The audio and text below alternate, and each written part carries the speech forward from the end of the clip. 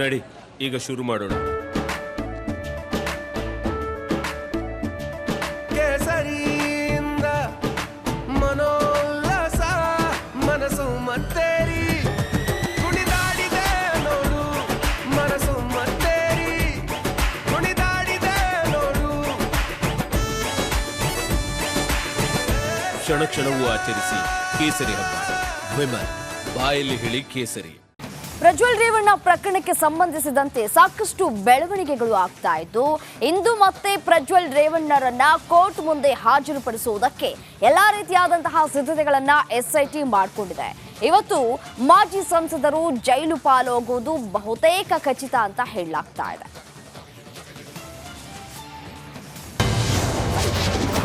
ಇಂದು ಮತ್ತೆ ಪ್ರಜ್ವಲ್ ಕೋರ್ಟ್ ಮುಂದೆ ಹಾಜರು. ಪ್ರಜ್ವಲ್ ರೇವಣ್ಣನಿಗೆ ಬಹುತೇಕ ಜೈಲು ಬೇಕ್ಸ್.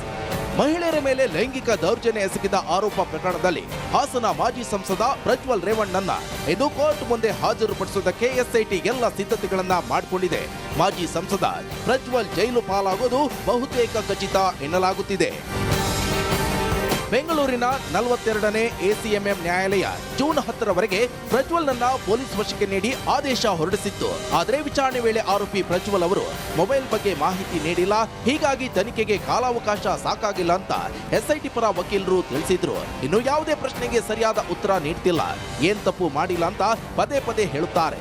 ಇದರಿಂದ ಸಮರ್ಪಕವಾಗಿ ವಿಚಾರಣೆ ನಡೆಸುವುದಕ್ಕೆ ಸಾಧ್ಯವಾಗಿಲ್ಲ. ಹೀಗಾಗಿ ಮತ್ತಷ್ಟು ದಿನ ಎಸ್ಐಟಿ ವಶಕ್ಕೆ ನೀಡಬೇಕು ಅಂತ ಮನವಿ ಮಾಡಿದ್ರು.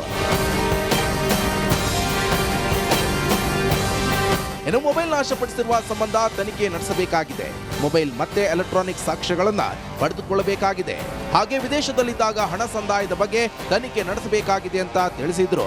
ಆದ್ರೆ ನಾನು ಮೊಬೈಲ್ ಬಳಸ್ತಾ ಇರಲಿಲ್ಲ, ನನ್ನ ಆಪ್ತ ಸಹಾಯಕ ಬಳಕೆ ಮಾಡ್ತಾ ಇದ್ರು ಅಂತ ಪ್ರಜ್ವಲ್ ತಿಳಿಸಿದ್ರು. ಒಟ್ಟಾರೆ ಇಂದು ಪ್ರಜ್ವಲ್ ರೇವಣ್ಣನಿಗೆ ಬಹುತೇಕ ಜೈಲು ಫಿಕ್ಸ್ ಆಗುವ ಎಲ್ಲ ಸಾಧ್ಯತೆಗಳು ಸಹ ಹೆಚ್ಚು ಅಂತ ಹೇಳಲಾಗ್ತಿದ್ದು, ಉಪ್ಪು ತಿಂದ ಮೇಲೆ ನೀರು ಕುಡಿಯಲೇಬೇಕು ಎಂಬ ಗಾದೆಯಂತೆ ಇದೀಗ ಪ್ರಜ್ವಲ್ ಜೈಲಿನಲ್ಲಿ ಮುದ್ದೆ ಮುರಿಯೋದಕ್ಕೆ ರೆಡಿಯಾಗಬೇಕಿದೆ. Ajay Kumar, crime bureau, republic Kannada, Bengaluru.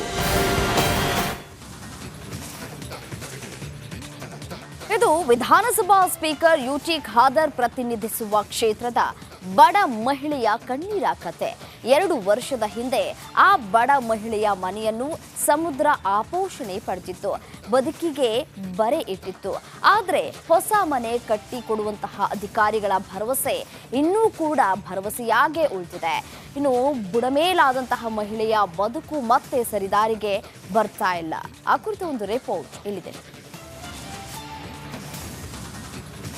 ಕಡಲ್ ಕೊರೆತ ಅನ್ನುವಂಥದ್ದು ಕಡಲ ತೀರದ ನಿವಾಸಿಗಳಿಗೆ ಒಂದು ರೀತಿಯಲ್ಲಿ ವಿಮೋಚನೆಯಾಗದ ಶಾಪ ಅಂತಾನೆ ಹೇಳ್ಬೋದು. ಕಡಲ್ ಕೊರೆತಕ್ಕೆ ಬೀದಿಗೆ ಬಿದ್ದ ನಿವಾಸಿಗಳ ಬದುಕು,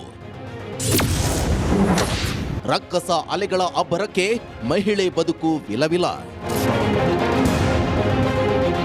ಸಮುದ್ರದಲ್ಲಿ ರಕ್ಕಸ ಅಲೆಗಳ ಅಬ್ಬರ, ಯಮ ಸ್ವರೂಪಿ ಅಲೆಗಳಿಗೆ ಮನೆಯ ಅರ್ಧ ಭಾಗ ಆಪೋಷಣ, ಜೀವ ಕೈಯಲ್ಲಿ ಹಿಡಿದು ಜೀವನ ನಡೆಸುತ್ತಿರುವ ಮಹಿಳೆ. ಇದು ಸ್ಪೀಕರ್ ಯುಟಿ ಖಾದರ್ ಪ್ರತಿನಿಧಿಸುವ ಕ್ಷೇತ್ರ ಮಂಗಳೂರಿನ ಬಟ್ಟಂಪಾಡಿಯ ದುಸ್ಥಿತಿ. ಕಡಲ ತೀರದಲ್ಲಿ ಬದುಕು ಸವೆಸುತ್ತಿರುವ ರಾಜೀವಿ ಎಂಬ ಬಡ ಮಹಿಳೆಯ ದುರಂತ ಕತೆ.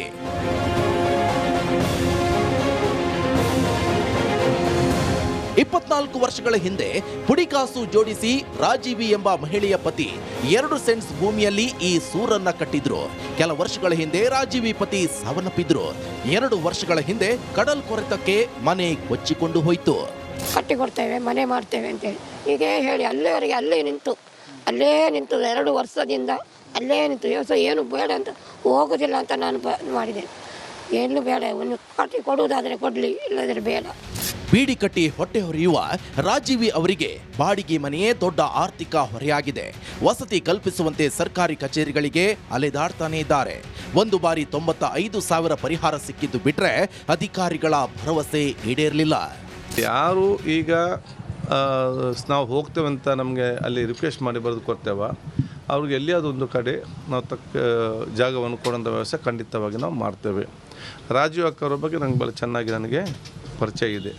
ಅದು ಒಂದು ಭಾಗ ಇವತ್ತು ಆಗಿದೆ.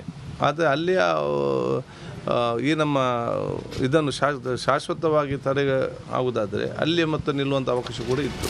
ಅತ್ತ ಮಳೆಗಾಲ ಬಂದಿದೆ. ಇವರ ಬದುಕಿನ ಹಾಯಿ ದೋಣಿಯನ್ನೇ ಮುಳುಗಿಸಿದ ಕಡಲು ಮತ್ತೆ ತೀರಾ ಕೊರೆಯಲು ಸಜ್ಜಾಗಿದೆ. ಅಧಿಕಾರಿಗಳು ಜನಪ್ರತಿನಿಧಿಗಳು ತನ್ನನ್ನು ತೀರಾ ಸೇರಿಸುವರೇ ಎಂಬ ನಿರೀಕ್ಷೆಯಲ್ಲಿ ರಾಜೀವಿ ಈಗಲೂ ಕಾಯುತ್ತಲೇ ಇದ್ದಾರೆ. Bureau report, republic Kannada, Bengaluru. ಇದು ಸ್ಪೀಕರ್ ಖಾದರ್ ಅವರು ಪ್ರತಿನಿಧಿಸುವಂಥ ಕ್ಷೇತ್ರ. ಇನ್ನಾದರೂ ಖಾದರ್ ಅವರು ಇಂಥ ಒಂದು ಬಡ ಮಹಿಳೆಗೆ ಮನೆ ಕೊಡಬೇಕಂತ ವಿನಂತಿಯನ್ನು ಕೂಡ ಮಾಡ್ತಾ ಇರುವಂಥದ್ದು. ಕ್ಯಾಮರಾ ಪರ್ಸನ್ ದಿವಾಕರ್ ಪದ್ಮುಂಜ ಜೊತೆ ದಿನೇಶ್ ಕಾಶಿಪಟ್ನ, ರಿಪಬ್ಲಿಕ್ ಕನ್ನಡ, ಮಂಗಳೂರು.